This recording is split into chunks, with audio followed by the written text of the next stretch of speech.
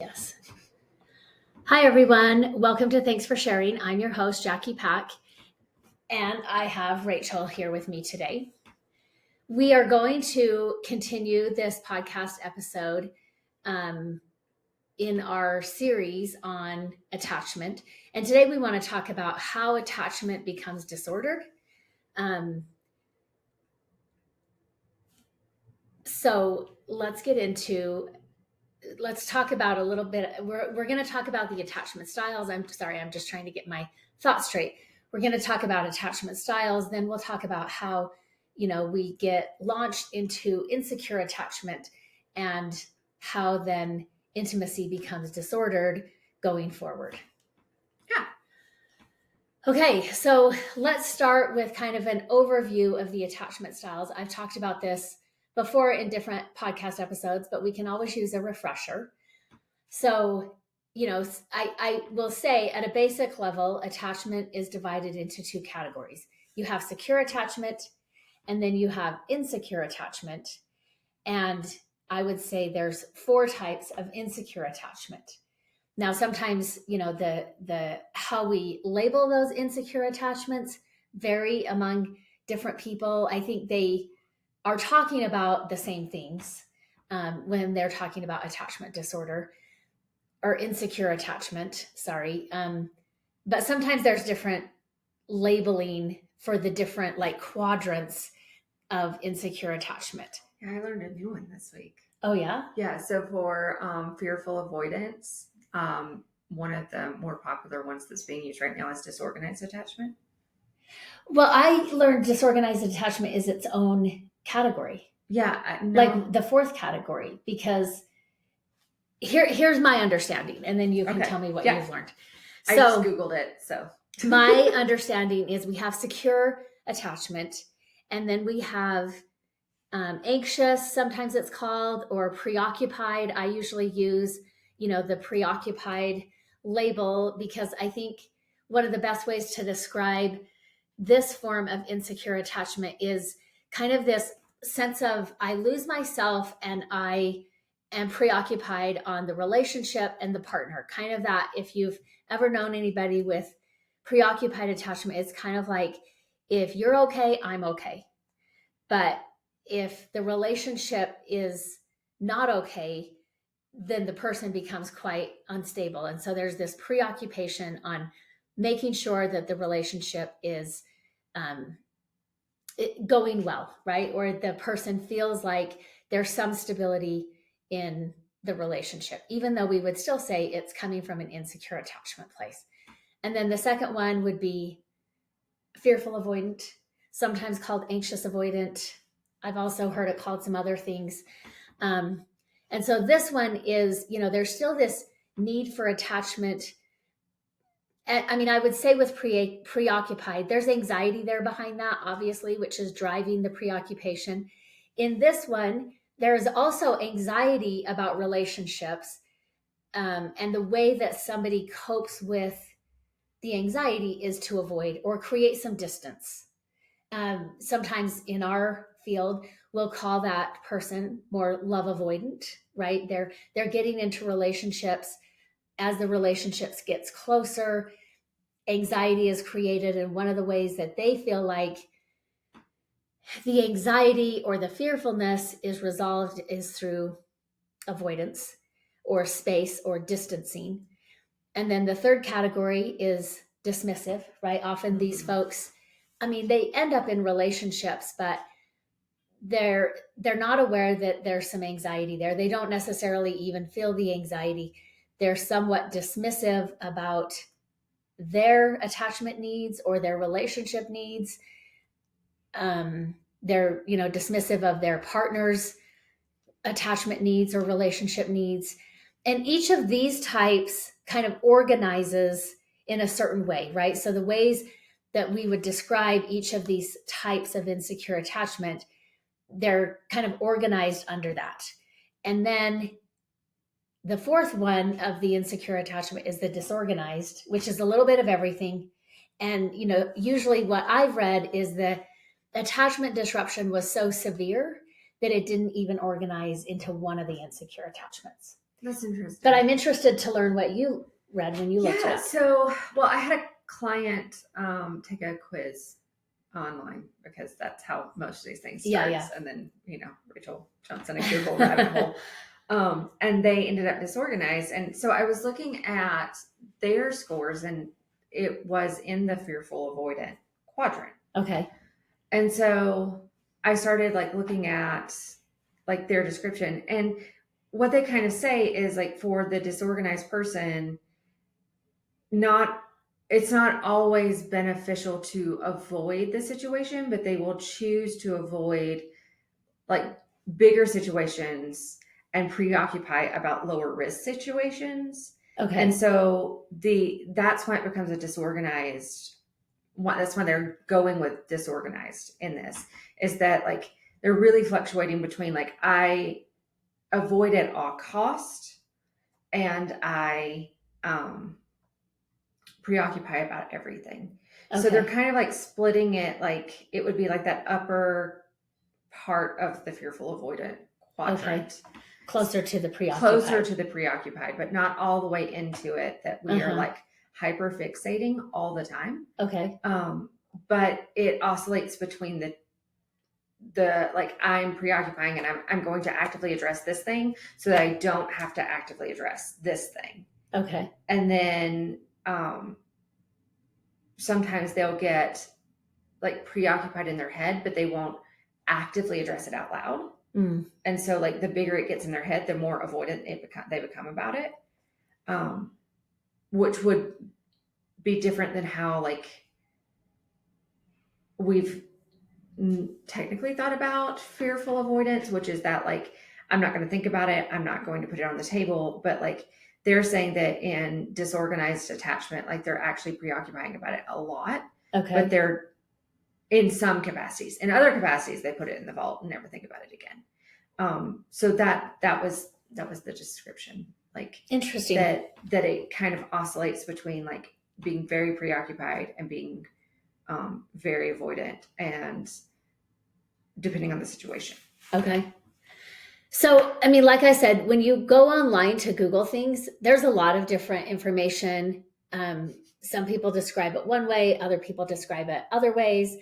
I've also seen, like, if you've read the Attached book, the title is Attached, which, nothing against the authors, is not my favorite book. I think they only have three attachment styles, which I've never really heard other than that book that there's only 3 attachment styles. Sometimes I will say, when I read that book, I think I understood more of what the author's attachment style was. And I think I would say it was preoccupied. And I think they moved the preoccupied quadrant into secure. So you've got the secure quadrant and the preoccupied both as secure, which I would not say is the case.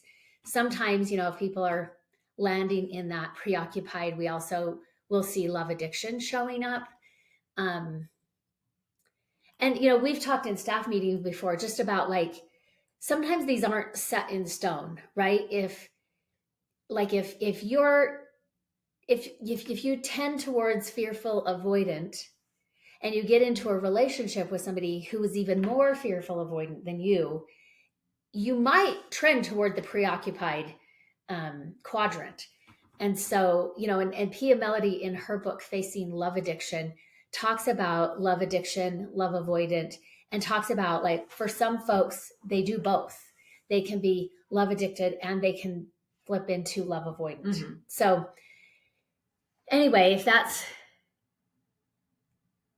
clears up some of the confusion, not all of the confusion.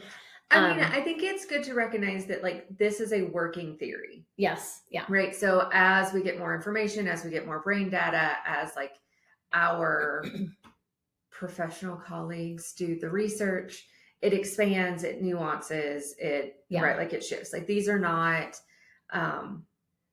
facts like we think about scientific facts. There is a working theory. Right. And it's a pretty good working theory, but like there are some nuances based on who's researching and what flair they're putting on it or what they're researching. And I would agree, like with the book Attached, I thought it was very interesting that they completely left out dismissive. Like it wasn't Yeah. Well, I think they kind of described fearful avoidant as dismissive. dismissive. Yeah. I would say they really stigmatized that fearful avoidant almost as sociopathic, which I don't think that it is. I don't even know that dismissive is. I mean, I think that dismissive quadrant, those folks can do a lot of damage in relationships. But I wouldn't describe them in general as sociopathic. Yeah. So, okay, so then we're talking about those insecure attachment styles that vary from the secure quadrant, right? I will also say, if you grew up in a family where attachment needs were met, at least were met good enough, then you're probably going to develop a secure attachment, meaning, I don't have anxiety about my wants and needs. I don't have anxiety about asking for my wants and needs to be met. I feel secure in closeness. How else would you describe secure attachment? I would say describe secure attachment in like I can be okay with myself and I can be okay with myself in a relationship. So I don't feel like I need to shift myself in a relationship in order to be okay. But I also don't feel like I have to self isolate in order to be okay. Yeah. And Um, again, these aren't perfect families. They're just adaptive. The needs of the individual family members are met good enough, right? And so then they will develop a secure attachment. Now they can get into a relationship with somebody with insecure attachment. I don't know that that happens a lot, because sometimes that just feels foreign, right? It feels foreign for the person who has insecure attachment to be with somebody who is secure. I think it also feels foreign for somebody in secure attachment to pair with somebody who has insecure attachment, and for that not to feel somewhat foreign or like just to misunderstand that. And I often will say, if you're in an insecure attachment style, some of the work that you need to do is earning back a secure attachment, right? I'll usually say we're born with a secure attachment. Maybe it's immaturely developed, but we're born with a secure attachment, meaning, when a baby wakes up and needs to be fed in the middle of the night, they're not like, hey, excuse me, if it's no bother, I realize it's 2 o'clock in the morning, but I need to be changed and I need to be fed. Like, babies aren't conscious of that. They're not having that conscious thought. Now, if that feels like to the parent a burden, or they are bothered by that, or, I know there were whole parenting decades that said that let the baby cry it out, sleep train this baby, let the baby cry it out, then, that may be the beginning of some insecure attachment, meaning, my needs do feel burdensome. My needs aren't met when I need them to be. And that can happen at young ages. Yeah. I also want, like, because I talk to my clients about this, and I think that it's really important to even destigmatize the language that's being used a little bit. Like, the reality is, like, yeah, secure attachment is the hope, right? Like that we reach some kind of or closer to secure attachment. But most people, in my experience, at least, like I've never had a securely attached person in my office, right? Like in 12 years, I have never met a securely attached person in my office. I don't know that I've met a securely attached person in my real life. If I have, I didn't know that. But I think that there's a level of just recognizing it's fairly normal for us to be insecurely attached. It's fairly normal for us to have like these things that show up that then manifest in the way that we do intimate relationships. And I think that talking about it in terms of being normal versus like a healthy ideal is really important, because we can get really stuck on the like, but I want to be securely attached, and then we preoccupy about being securely attached, and then it becomes a whole thing. And I don't know that that is necessarily what we're going for, or what we're talking about, but it is that level of like recognizing where this came from and why we show up in the relationships the way we do, and then working towards secure attachment in the best way possible. Yeah. I also tell my clients, if you developed an insecure attachment and you're working back towards secure attachment, that doesn't mean this default setting of insecure attachment disappears or just goes away. I think, it can surface sometimes. But we also can sometimes override that or be aware when it's surfacing. And, I'll sometimes say, like, maybe our initial response comes from that insecure attachment, and we can have a second response pretty closely, that is like, oh, right, I can share this, or I can be open about this, or I can lean into closeness instead of leaning out. For sure. So that's my disclaimer. That's Jackie's disclaimer. Yes. Is that we're working towards secure attachment, but it's not a, like, there's not something inherently wrong with you, right, to be insecurely attached. Right. It's more of a statement about your relational experiences at early ages, or I mean, just maybe throughout those formative years, which, I mean, I kind of put it 0 to 18. Yeah. Okay, so let's shift a little bit and talk about how that intimacy becomes disordered. Yeah.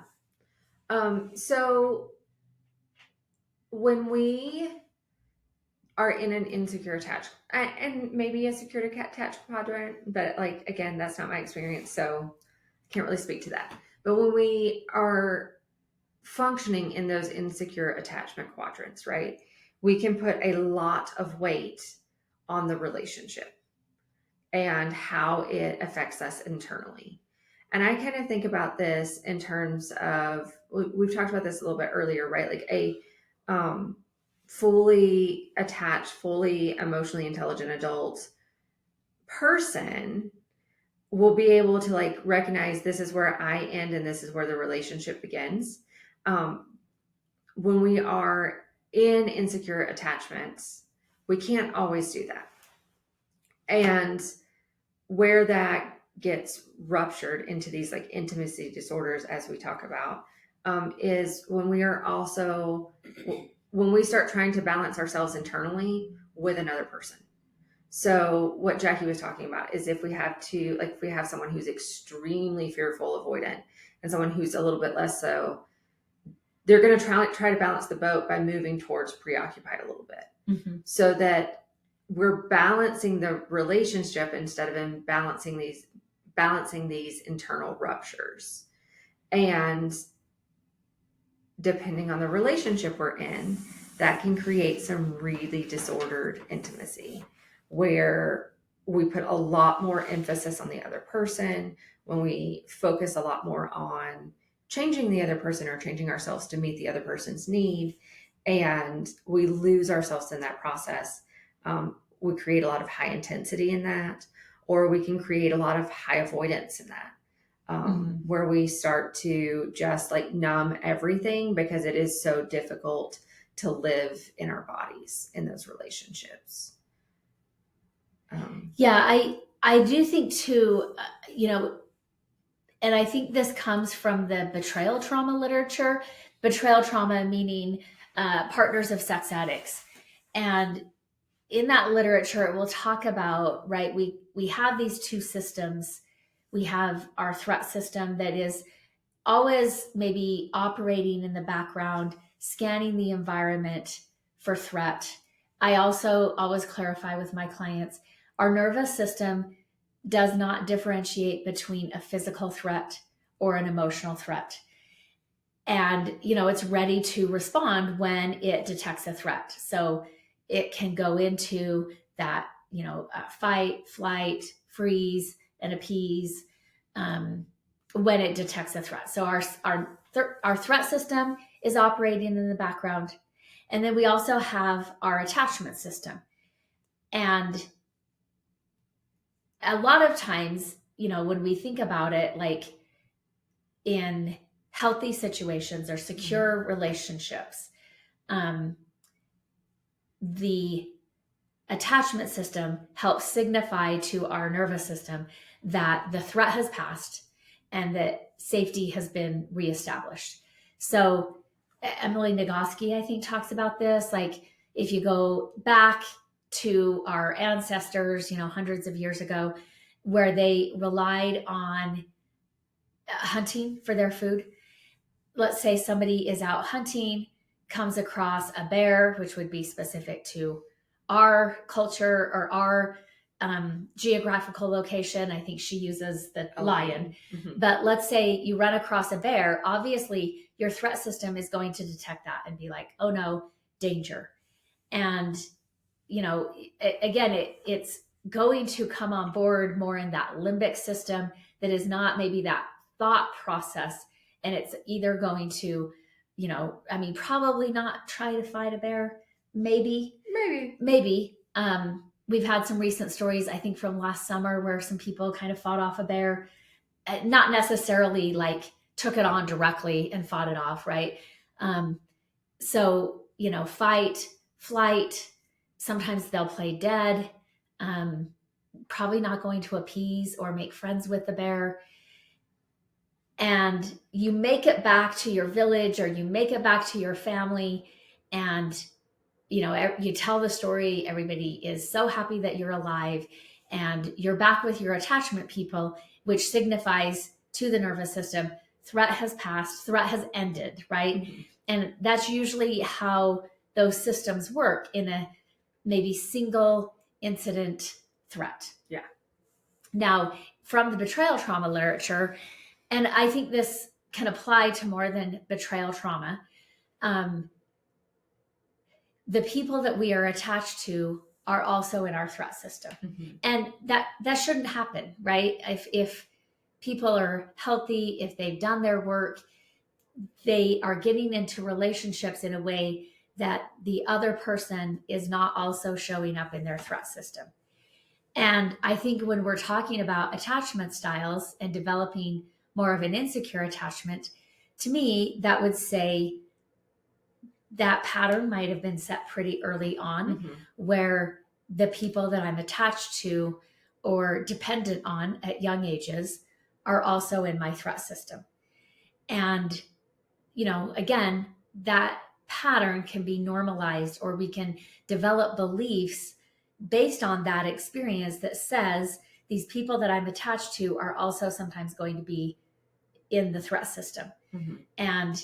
And so in the betrayal trauma literature, Michelle Mays talks about this ambivalence bind. Is that what she calls it? No, ambivalence cycle. So yeah. She calls it the ambivalence cycle, where, for a partner, maybe they were not aware of this sexual addiction or pornography addiction. Maybe they had some awareness, but their partner was not being honest about the extent of the addiction. And at some point, there's either a disclosure or a discovery. And as part of that, the person who is addicted moves into this threat system and is also still in the attachment system. And sometimes, the person is the partner is in their attachment system and wanting to interact from that space. And other times they're in that threat system and operating from that space, right? So we have this come close to me, maybe some, good sexual experiences. And maybe the next day they're like, don't even talk to me. I'm so mad at you. I hate you. And it's just that ambivalence cycle that we get caught in when the people we are attached to have also significantly betrayed us. Yeah.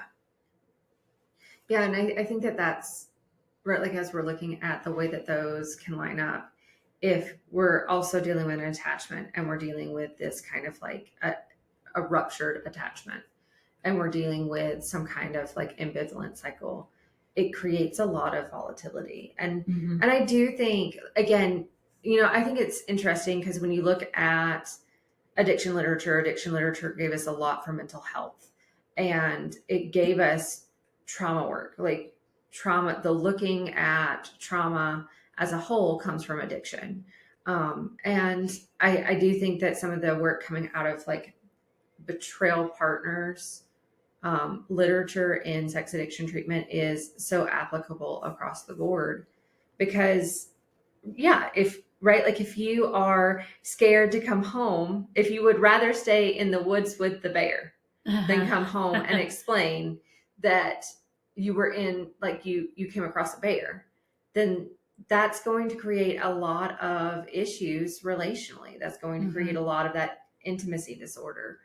Um, and it is interesting how quickly like for I mean you have to think like when we are children, when we are babies, when we are tiny humans, the world looks a lot bigger and adults look a lot bigger, and so things that adults may not register as being a threat are threats to littles. Yeah.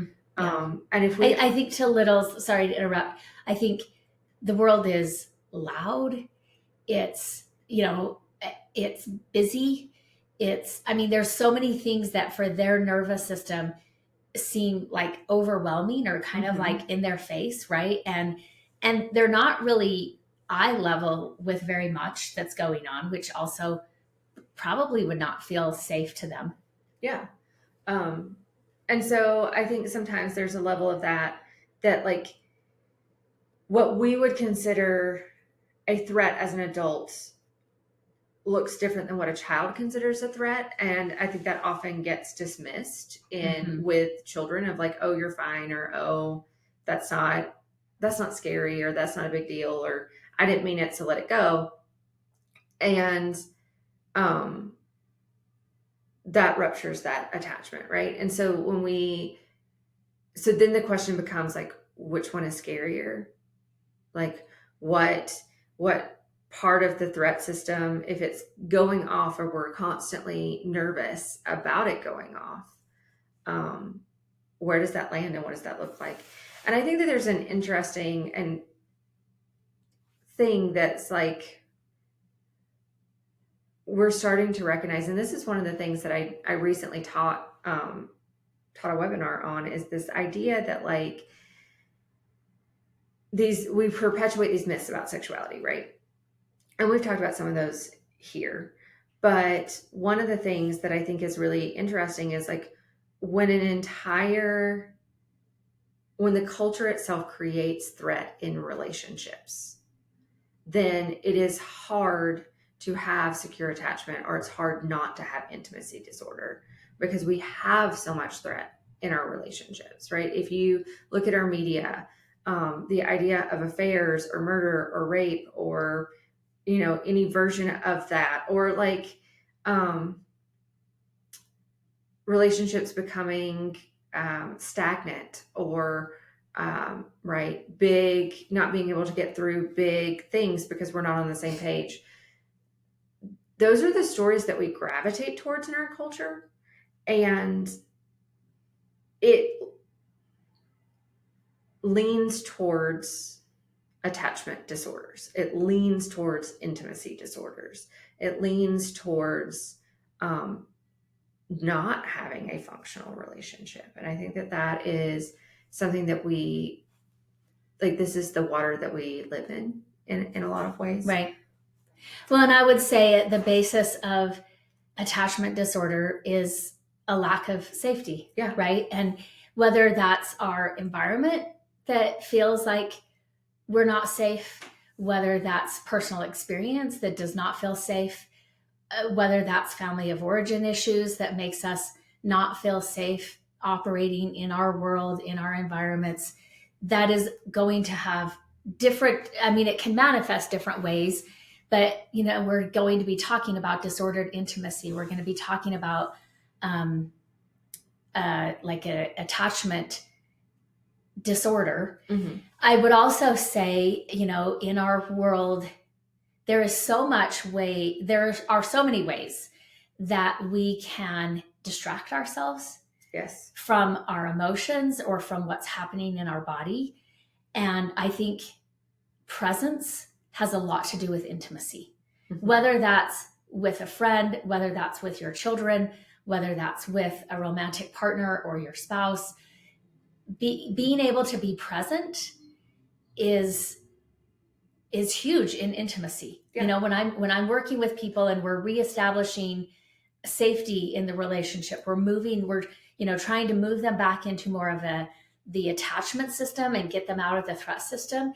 So much of that has to do with being able to be present and have empathy, right? To be able to hear their perspective, not get tipped over into our own shame and start being defensive or start to stonewall, but being present with another person in their emotional state. And I just don't think our culture teaches that very well. Yeah, I would agree with that 100%. I think it's really right. Like, this is an interesting thing that I had a conversation. I can't remember how long ago it was, and I can't remember if it was in our office or if it was just a Rachel conversation outside of our office. But I was talking about informed consent and why informed consent was so important. Because if we leave our bodies, right? Like, if we are emotionally leaving our bodies, if we're physically leaving our bodies, if we're numbing, if we're in denial of the situation, then like we can't actually give informed consent because we're not informing ourselves and we're not allowing other people to inform us. And so there is a level of that in which, like, that in and of itself, if we do not have informed consent, it creates trauma repetition. So we may be saying yes to something and then checking out, right? Like watching the TV or being in a fantasy or making a laundry list or whatever that is. But because we have checked out, our brain responds to that as if it is a threat, because we cannot stay in our bodies.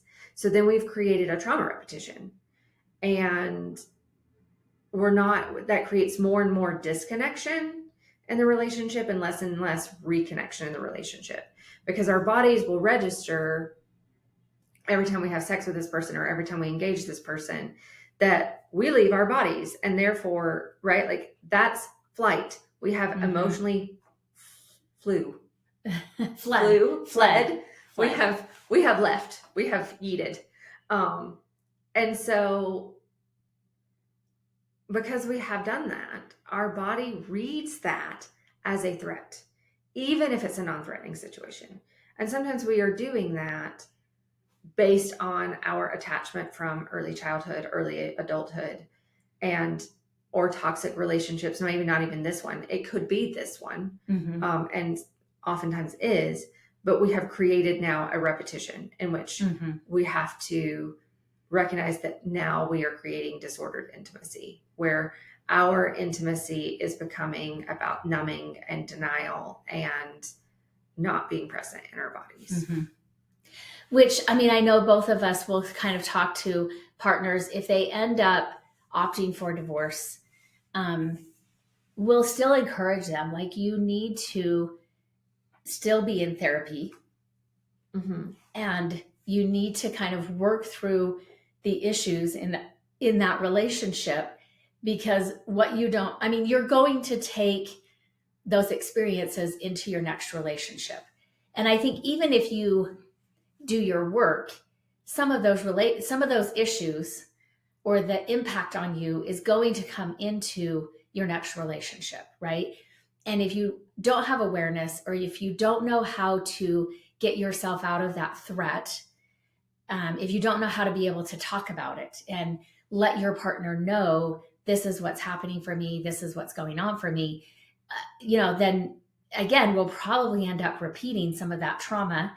And, I will also talk to people about, like, the tricky thing about moving somebody into our attachment system is human beings are imperfect. And so we need to be able to recognize what is just imperfection or humanness and what is a threat. Because not everything that we do if we're in the attachment quadrant and not everything we do is perfect, that doesn't automatically put us in the threat system.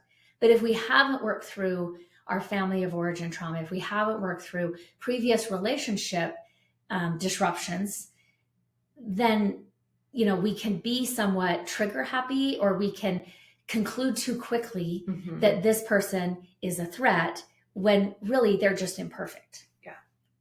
Yeah. And I think that that's the other thing that intimacy, like ordered intimacy and secure attachment allows. It allows for other people to be messy and imperfect, Mm-hmm. and not consider that a personal slight. But when we are experiencing that disordered attachment, um, we will register that as a threat, and it will rupture intimacy. Mm-hmm. Mm-hmm. And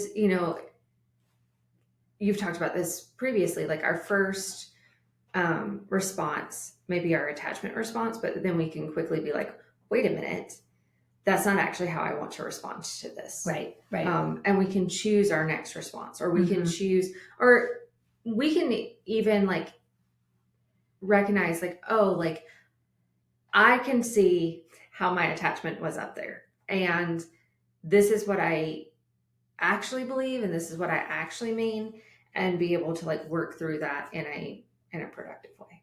Yeah.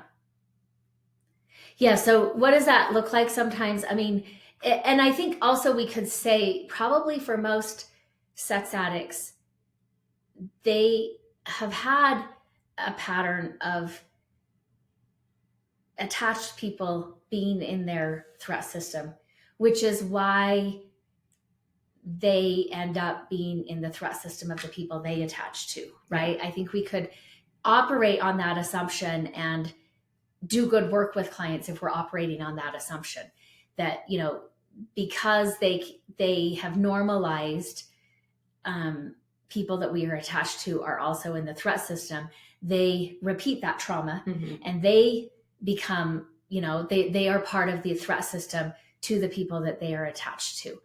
And so when we're working through that, right, and usually this comes when they've got some sobriety, they've got some traction towards recovery, so we can start to move them into more of the attachment system and allow that spouse to be in their attachment system, and understand that, like, again, like I was saying, imperfection or humanness doesn't equal threat.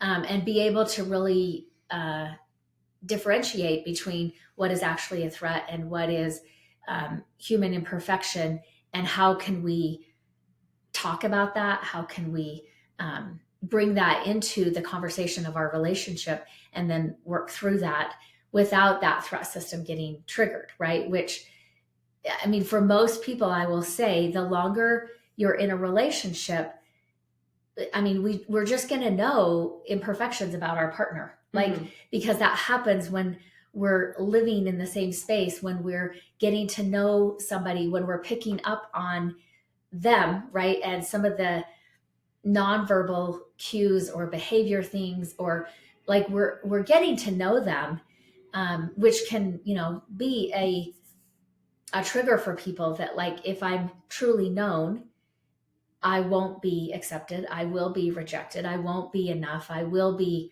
lovable.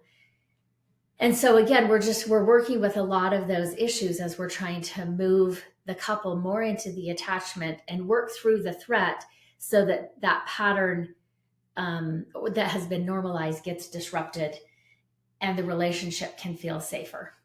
Yeah. I also think there's this really great thing in all of that, right? Like, part of the stuff with betrayal trauma and kind of what we experience is like, it is completely appropriate for your body to respond to a threat that is actually a threat.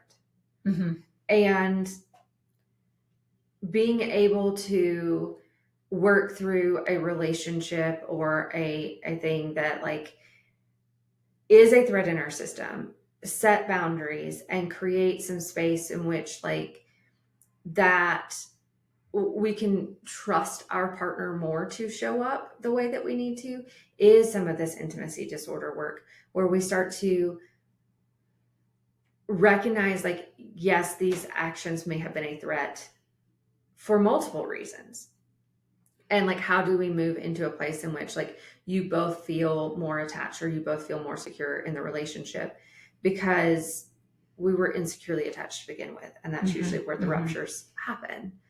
And I think it's just cool work. It's just really powerful work, but it is one of those things that like we have to, it comes off in layers, right? We talk about this all the time, is it's very nuanced. Like what we do is very nuanced, and those big attachment ruptures or those big intimacy disorder pieces often have some pretty mundane ways that they show up and ways that we feel them. And, you know, like the Gottmans talk about the 4 horsemen. And one of those, I think, that always comes out to me is this like contempt, right? Like, and I always think about Brene Brown's story when she talks about blame and contempt together, because she's talking about, she got to a point in which she like just blamed Steve for everything. Steve's her husband. And she uses this in like 2 of her books, and it's on her podcast. And there's an animated little thing about it. Thing about it, right? Like, so I have just absorbed this story of Brene Brown's into therapy work, because it's so perfect in this idea that like she got to the point where she felt so resentful for Steve and like was blaming him for a lot of her unhappiness, to the point that like she got up and like Steve had made her coffee and like left her coffee in a coffee pot, made her coffee. It was very nice. And she poured the coffee and was holding the cup and like went to like walk across the kitchen or whatever. And like the cup slipped and the cup broke. And the first thing that she said was, "Damn it, Steve." Because if he hadn't made her coffee, then she wouldn't have broke the cup. And Steve wasn't even like Steve still wasn't in the room. even there. Yeah, like he had left early for a surgery or something. And so he wasn't even at home. Like he had done this as a gesture of kindness of like, I know you've had a hard time. Here's some coffee. Love you. And that like, right, it becomes these like little things that start to like build up and feel like threats or feel like these big betrayal systems. But it's oftentimes because we aren't dealing with the attachment rupture, and we're not dealing with the intimacy disorder that we have. And so we're oscillating between being completely not present in our bodies and like checking into a relationship that is not the one we want, but we're not actively pursuing fixing it. Right. I remember when our kids were young and something had happened. One of them, I think, had gotten hurt and had gone to, my husband's name's Jeff. I think I've mentioned that before, had gone to Jeff. And, you know, I was there and I was watching, and the way that he comforted them, or in my opinion, he wasn't really comforting them. He made them laugh or told them like, "You're strong," or "You're okay." And, you know, they ran away and were playing or whatever. And I just said, you know, maybe you could just hold them or nurture them, and, you know, he kind of, I think it was a little bit later in the evening, he said to me, like, "You think you're a better parent than I, don't you?" And I was like, "Yeah, I do." And he was like, "Well, maybe you missed the part about like, we're both there and we're both available, and they came to me." And I'm not saying that sometimes, he's like, "I'm not saying I'm a better parent than you, or that sometimes when our kids get hurt, they don't come to you. But when they come to us, we both respond differently. You're more likely to be like, 'Oh, come here, tell me about it. What happened?' Right?" Often it was like no blood was involved or something. But, you know, one of the things I would do, because I don't know why they thought this, but they'd be like, "Blow on it, Mom." So I'd kind of blow on it just as a way of comforting and nurturing. And, you know, he's like, sometimes they come to you and they know typically what they're going to get when they come to you. But sometimes they actually come to me first. And they also know what they're going to get with me. And he's like, I think the fact that we're just parenting differently, like our kids have availability to both of these options, and they get to choose who they go to for that, right? And I mean, that was like, I wouldn't say overall I had contempt for him, but that probably was an example of, because I think contempt is feeling in a superior position or feeling in a one up position and kind of looking down at the other. And I definitely was guilty of that in that moment. Like I did think, gosh, my way of doing it is so much better than his. But he also, pushed back and was right. Like sometimes when the kids get hurt or had a bad day as they got older, had a bad day at school or whatever, sometimes they did go to him because what they needed to hear is, you're strong, you're capable, you can do these things. I know it's hard, but you can do hard things. Mm-hmm. So, yeah. I think, sometimes, that contempt can show up in a lot of ways, and being aware of that. Like, I don't think Brene and Steve have a bad relationship from what she says, but that resentment can grow even when the relationship can be somewhat, stable. We're just in a bad place. And maybe from that suffering we're in, or that misery that we're in, comes contempt or resentment. Yeah.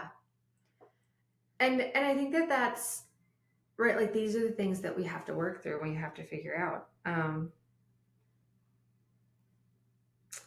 And I think that those are huge shifts in how we show up, and what actually shifts in the relationship is that, like, we're coming home to safety, right? Mm-hmm. Like our home no longer feels like it could be the threat. Our home feels like the soft place to land. And that usually isn't happening when we have intimacy disorders. Mm-hmm. Which is why we numb, which is why we check out, which is why we hyper focus on other things, because it doesn't feel safe. And we've got to get it to a point where it does. And we've got to get ourselves to the point where we recognize that a lot of that can be internal work. Now, I can recognize relationships can be toxic. Mm-hmm. And there are some relationships that we should not be in, we should not be a part of. Relationships can be abusive. And that is not saying that anyone deserves or should be treated that way. Be treated that way. That's not the point. But the point is, when we are relatively functional, relatively non-abusive human beings, and we start to realize, like, there are some internal ruptures that create these things in our relationships, mm-hmm. and we start to resolve those internally and resolve those relationally, the relationship gets better. Mm-hmm. Well, and I think for those people who can be abusive, I mean, sometimes that is a way that they are trying to switch that experience from being powerless to being powerful, or dominating over another person, intimidating another person. And so we have to do that work if that is happening. If, and we've worked with both females who can be abusive and males who can be abusive. Yeah. And we have to address that similar ways, right? And understanding, we talk a lot in our staff meetings about, the behavior is understandable, but it's not acceptable. Yeah. And we'll talk with clients about that. Like, we can make sense of where this behavior comes from. Like, it's not that you inherently as a human being are a bad human being. So we can make sense of it and we can understand it, but it's not acceptable. It's not an acceptable option. And that has to become a line in your mind that you don't cross. Yeah. I need to pause because I get my therapy on the wrong time. Oh, okay. How do I pause? I can cancel that. So, okay, do you need to go? Do we need to wrap up? Let's wrap up. So next episode, we're going to talk about, how do we restore the attachment? How do we get out of the threat system and back into where we are operating in a way where there is attachment, there is safety, there is presence in our relationships. So until next time. Thanks, guys. At the end of this episode, I want to remind you that your story matters. Remember, there's something meaningful in every chapter. Don't wait to share your story until it's finished.